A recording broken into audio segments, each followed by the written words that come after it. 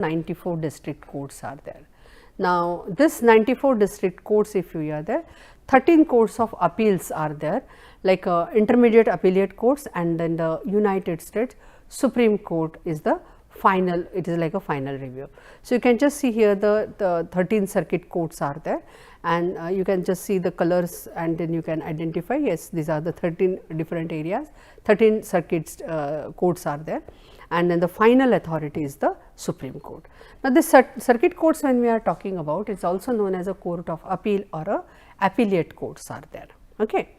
So, these are like there are total 13 appellate courts are there, and these are like a below hierarchy wise, it is below Supreme Court.